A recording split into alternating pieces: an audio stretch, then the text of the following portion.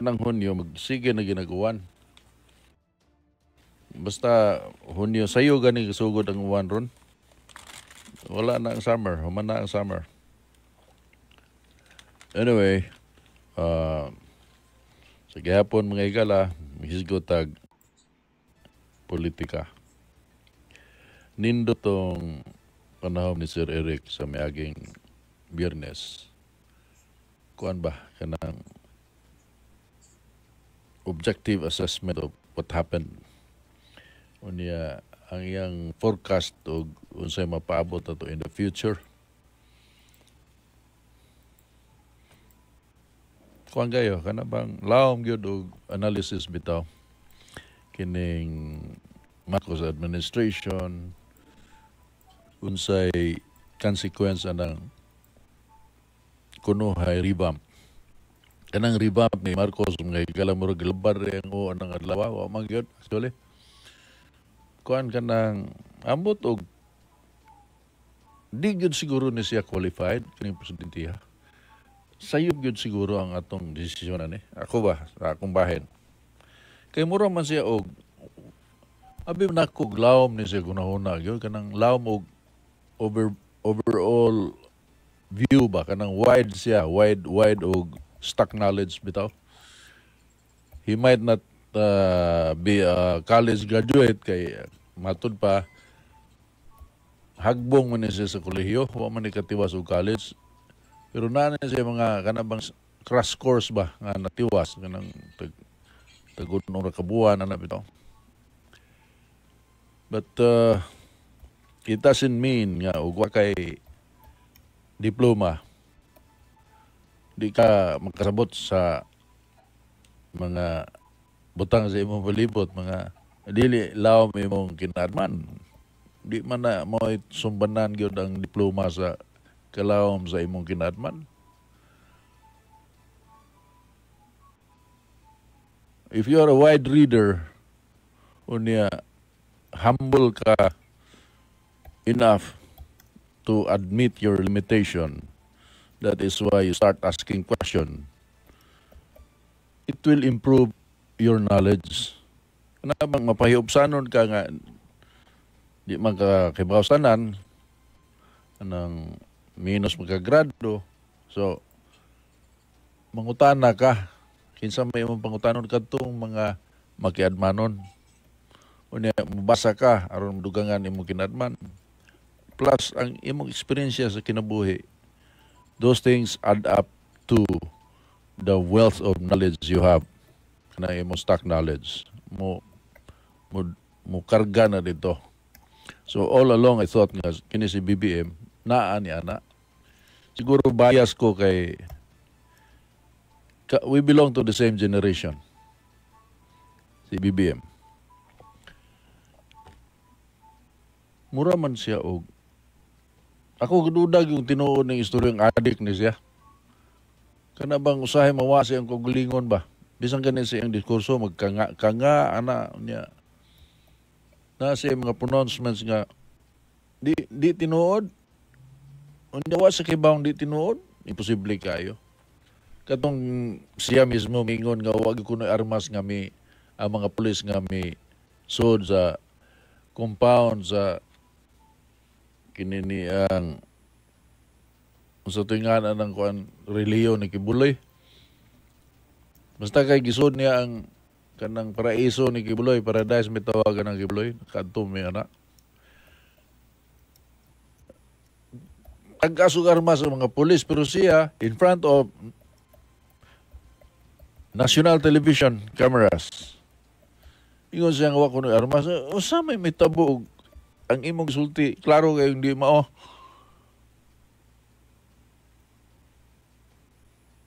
Unya nga nung sulti mo ka unnecessary man na og di ka sigurado din shut up. Presidente ka biya. Apan mao nay kahimtang karon sa Pilipinas mga igala niya bintuog na ay kuan kanang major gyud nga reset ba in the next 3 years sa remaining 3 years, sa iyang administration. Wa man. Mangyapon. Naiduhar man siguro kabog itong gibalhin. Gibalhin na sa niya. Yung mga financial advisors, mga gyapon. Larikto. Now, kuha na siya. Kanang problema na nato ang mga tao. Kanya-kanya na lang siguro tang survive padong sa 2028 mga higala. Tungod kay ang gobyerno kana kung nagkakaing policy nga hinanggaw gyud kanang bugas nga tag 20 pesos. Unsa may kinahanglan pa bago nag-rocket science nga di gina sustainable? Mao na klase sa negosyo o negosyo pa na nga lutaw alkanse lunod puhunan di man na negosyo okay subsidized by the government. Mahurot ang kwarta sa gobyerno imo nang dayon.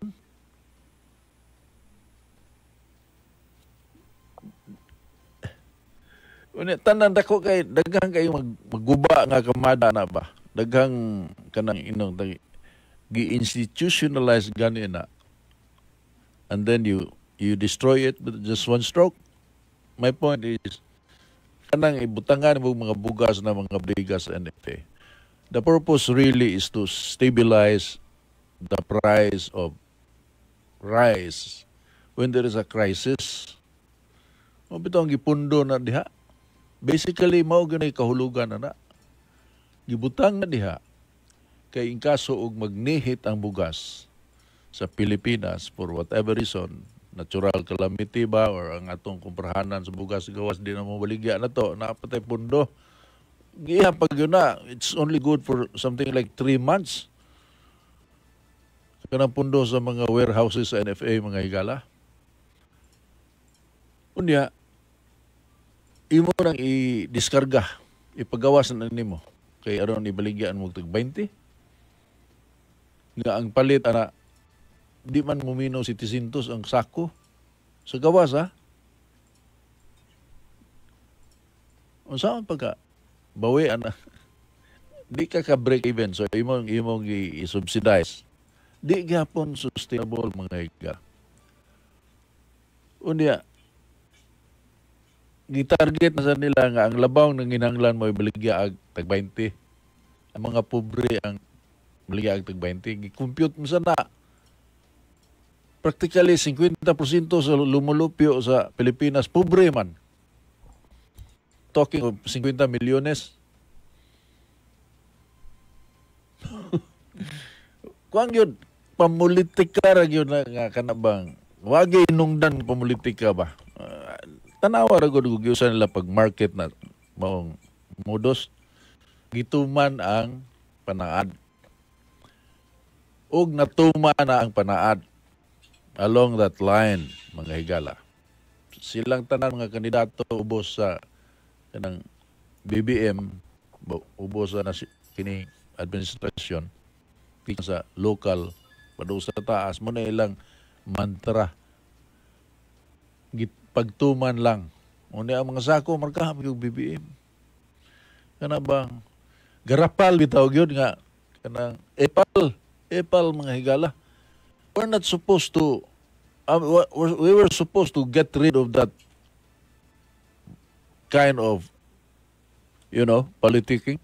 Kanang epal naputol na panahon Duterte. By example man to Duterte masuko man to magbutang-butang ka og propaganda ng iyang project. Nahunong to siya. Mauwaw ng mga tao niya ang rather ang mga politiko niya, ang mga tao mismo mutingog yun nga epal ngan lang kag epal og na kay pandito kanang karatula.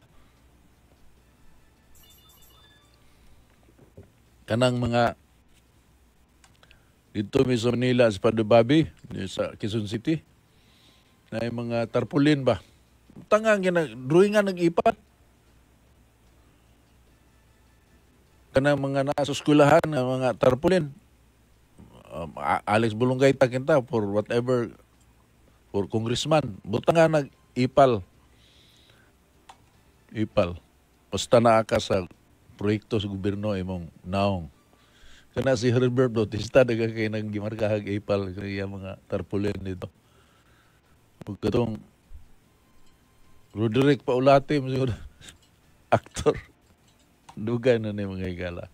Pero uso ato nang tawag lagi kag ipal. Gidruingan pa ang sako. BBM rice. Unya. Ilang gibandilyo gyud. Bandilyo. Di may pagkakamada kay mismo ang Department of Agriculture may paunong ini kauman lang sa eleksyon. Na sa murag mawa kinta ang negative propaganda, negative effect ba sa nga ilang tuan nga kana kutob na sa eleksyon pamulitika na negative man imbis nga makpak ang mga tao wa man mamakpak panghimraot na noon kaminos mo na mo ana ba yan napay bugas pakita nga kanang katupong karaan siguro ng stock. So instead of gaining action sa mga kaalyado sa presidente, opposite ang nitabo. So unsay ilang gihunong nila, inigkahuman na lang sa eleksyon mo baligya. So nawa kinta ang pamulitika kay manago eleksyon niya mamaligya gyapon 20 so dili na gyud na pamulitika. Yun ana sila ka di mantigo. Pag kibaw na lang di epektibo ang ilang propaganda, ilang convert. So dili gyud pamulitika kay kon man nang mga ibaligya man gihapon pagkaliwas eleksyon na. Mo na ilang hubad og tag 20 pesos. Ligya. Mismo ang mga rice traders, tanawa ra gud mga higala og guba gyud ang kamada ang mga rice traders mireklamo. Kay maalkansiya man sila. Unsa pa may hinungdan sa ilang negosyo og naay tag 20. Brato mga ng 20 tandi sa tinuod yun sa presyo. So, miulga sila nga, di na lang kami maligya. Ang maligya kag malugi ka. Di ka pangumpraw na. I mean, mitingog lang sila. Pero ang tinuod na mga gala, di man na makaagwantag yun. Tumawara na siya, amot kung saan na nila pag palusot inigkawa anak kay di magina sustainable. Unog ilan na sustainer ang ilang kontra rice traders. Kay artificial man na. Di man na normal. Imong gihilabtan ang normal flow. Kuan ka na against kuan na siya mga igala. Kanang tinuod yun nga capitalism ba?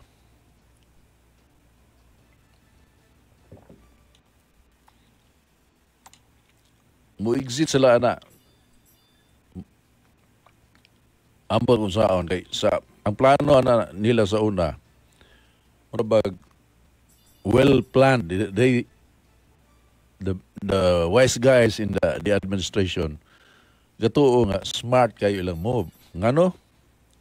How aso nila, habuaon nila ang stock sa mga bodega sa NFA.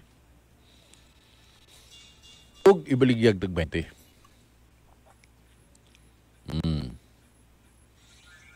Unya, taibing kayo nga kahurot na ng tag 20, mangumpra sila sa mga local planters abot sa atong mga uuma, mga nananom og humay sa Pilipinas. Mangumpra sila, ihulip atong ibaligya lagi. Gipaybaw man na nila mga duha ka buwan so pa nila fully implement or kuang gyud ka na bang gipanghambog na nila nga i-implement na nila. Pero nakabasa na ko na mga 2 months before. Ako nang gikomentaryohan dire sa atong programa mga higala. So, malipay ang mga tao, tag 20 ang bugas, uni ang mga planters sad nga oy kumprahon sa gobyerno malipay sad.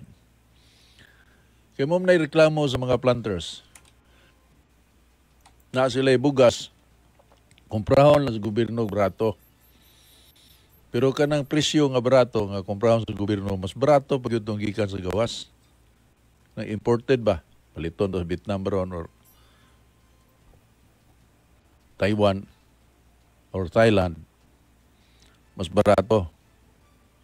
Pero suko ang mga lokal na farmers nga galisod mi, mahal ang fertilizer, etc. Ano ba? Gusto nila nga kumprahon og mahal sa gobyerno ang ilang abot sa mga mag-uuma na to. Ug ikaw gobyerno, magtanaw ka, subsidize na sana, subsidy na sana sa ato mga mag-uuma. Na paliton ang bugas na may barato nung ka namang mahal atong paliton. I mean, di man ginamao adto man gyud ka mangita sa barato, labi na kon ang barato pareha ra kalidad sa mahal nganong adto man ka sa mahal. Na may barato mas mimis pa man gani. Pero tungod kay ato man atong suportahan. So paliton tog mahal ang bugas nga ni ara dinhi sa ato itanom o ang abot sa mga mag-uuma nga taga-ato ra. Instead of supporting the farmers in a different way, aron mo kumpita sa produkto sa gawas nga barato, wa man. Wa gyud, wa sa may move sa gihimos gobyerno nga makasukol ta sa presyo sa mga bugas gikan sa gawas. Tanawa ra gud mulabang na naglaod sa ato pa ang landed cost ana. Gipatungan na landed cost sa gipatungan and yet barato pa. Barato pa sa atong abot mismo nga niara sa ato. Di man na lisod ispilingon. So unsa may gihimo? Long term o short term mo man na biliban ako itong interview ni Bongbong ba nga kandidato pa. Antigo ne. Wani maglutaw sa hangin.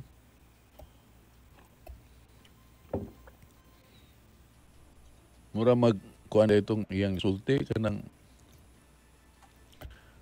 kana bitong sa limuang. Ako raw siguro gagando trying to connect the dots ba to put sense into it. Pero tinuod man itong iyang isulti nga daghang problema ang atong agriculture industry tungod sa past mistakes. Taas og kurihanan. So to correct that means long term. Pero eventually, mabarato ang bugas kung makorekted na itong mga sayop sa una. Napoy short term. Short term is, di kayo short, but magtukod og mga kanang tinubdan sa tubig ba? Aron ibubo sa mga humay. Magpundo og tubig para ibubo ng aron di bisan pag maghuaw na itubig nga ikabubo sa tanom, igong maluto na siya, igong ma-harvest na siya. Wa man sad. Wa man. Sukad anang sa bola, kanang Bohol rice producing man na nga province mga higala. Kanang Bohol mahimo man siguro gani og di mangumpra sa gawas, di mangumpra outside of Bohol ang taga Bohol ug ang abot sa Bohol mo kanon na makasustain man. Labi na ka ng puwa nga bugas, lami kay ng puwa nga bugas. Padalan ko kung mama, uli na ako, nagbalik na ko, padalan ko niya bugas. Hindi lagi ko maglungal dito, ma. Magdalang po ko kay puwa po. Red rice ba, lami kayo. Pero sa Bohol, usara ka, kuan ka ng, sa titawagan na, gitukod na Panong Ramos. Panong Ramos. Kanang Panubig ba? Lapit sa may Trinidad, yeah. Trinidad sa Bohol. Siyan. I-close ang door, be. Mura na. Ang tugkaron. Panahon ng Ramos, ha? So, nusam to Ramos? Philippines 2000. 1998 rin ang tukutob. Saan natin ito igaron? 2025? Huwag yun na madugang eh. Una, ang ubang mga lugar. Puro yun na, wala lagi ayo, bibida. Kanang, kuan nga higala, kanang food security, bibida ng pulo nga, food security. Hinuman raman sa nga food security, tungod man na ng kanabitang World Economic Forum. Gawas ng food security nga term, tungod na ng World Economic Forum nga, moabot ang panahon nga, daghan na kayong tao, munihit ang resources sa kalibutan, mo na nga, ato ning kontrolahon. Na gani extreme idea na nga, na mga pobre, dapat pamatyon eh. Mga useless eaters man eh. Mao ni ang mukumpit ba, mukumpetensya ni sa mga tao nga productive. Kay mukaon man eh, mga tao nga unproductive ba. Standby, ana. Mga dotag pangisip, ana. Una, isumada total ng tibok kalibutan, daghan mo sa gayna.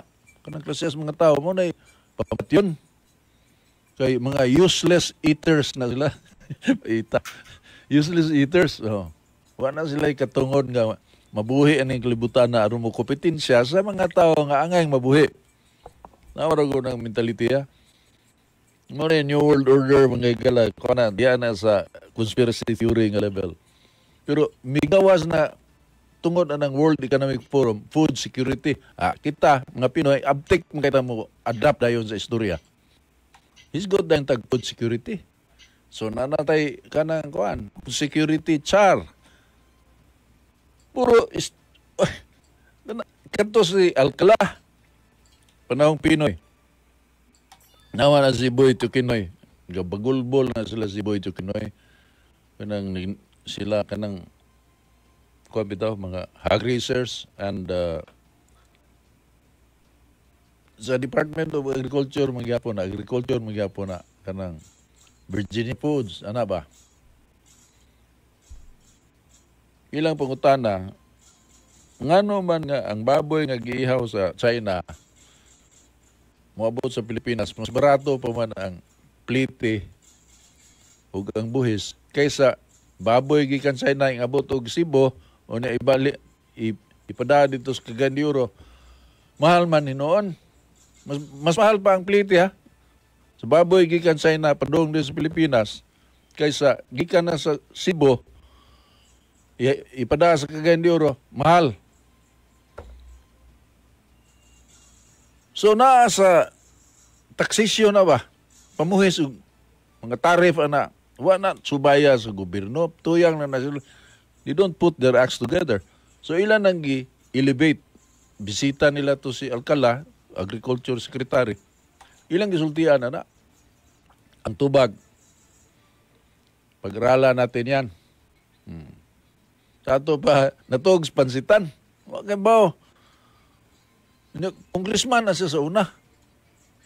Ang ako hinoong sangay, ingon siya kay diha man siya magdugay pod sa Department of Agriculture yung siya maayo kuno kayong tao. So, sorry, ang kailangan niya. As far as I know, kung ano yun, ganang ang level of commitment is pamulitika ra gyud. Para ni Kiko Pangilinan tanom-tanom mo humay. Kay siya mo'y food security char panahon ni Pinoy. Unsa may iyang naman say farm sa Batangas kanang farm ba nga na kay mga manok. Mamunay, in kaya na paminaw ni dato ka na kay farm. Ito ka bukid. Presko ng hangin. Farm. Pero og mo na sa liga ni food security, pas mo ka. Atong farm, dagang kigda, napuno og dagbugas, ana mga utanon, karne. Asa man day mo adto mi sa farm, mag-weekend mi sa farm. Katawanan. Pero mo now, ingon ana ang kahimtang Pilipinas. Kuan ba kanang nobody is serious about these things. Ugwa pa lagi mo ang innovation sa private sector, dugan tang nayabo eh. Ang nag-drive sa atong ekonomiya really is the private sector, kanang government initiative, kanang mga policy initiatives sa gobyerno. Hindi na makita na to mga higala, to be honest about it. Propaganda propaganda. Ang trillion kunong investment miso sa Pilipinas, asam na dapit. And you can't afford to talk about that in front of the public when it's not true. Ano diskurso ni BBM panahon sa kampanya? Mahimo ba guna? Dagang away trabaho, Stamburnex ba? Dagang Stamburnex. Lahubog ba kayo? May mahimo sa fay hinungdan ng kinabuhi, maghubog lang tadi, pud kita mo gasto ba? Limta na to ang kaguol sa kalibutan. Pida, ug naalay tinarong yun nga or tininood nga tinguha ba. Pareha ng mga proyekto sama sa SRP. SRP. Hilsigot lang usa ka proyekto, SRP. Ton, sige pang tukod ng SM. Kanang SM nga auditorium ba? Sports complex na sa tupad ng SM sa seaside mga higala. Sige pa ng trabaho ron. Pila kalibo ka mga trabante ang nakakitag kapanginabuhian diya. Trabaho ba? Wa pa mahuman ha? Sige pang trabaho. Nanay income ang mga tao nga ugwa pa na kaut-kaut sa itlog na gud. Pero na income. Gitrabaho pa lang, wa pa mahuman. Ikaw man, anak. Pila kalibo magtrabaho, anak. I-manage man na. So, na grupo nga sa management level na maintenance na Unya, magsige pag yun nag-generate og income kay na may mga events nga pailuna diha buhaton diha. So, sige nang kuan ba? Produce mga higala. Gapudos ng kwarta. Of course, ang dakong kwarta to apadong sa tagiya. Siya may kapital. Siya may kapital. So, dagang nakaambit. Trabaho. Mismo ang buwis gobyerno na. Mauna yung mga proyekto nga kinanglan na to. O daghan na kayo na siya. Kining ko anay. Napay ako nang isgutan. Kining industrialization ng higala ato ng hatagang pagdagan. May buntag dahil ni Winnie Banson, ni Timmy Lorente o sa mga membro sa The Titans. Ato ning isgutan kining proposal sa industrialization human sa mga pahinomdom ng higala. 20 minutos sa dili pa ang alas 9 kumuntagon, takna, gyatod ka na to, uban may tinguha sa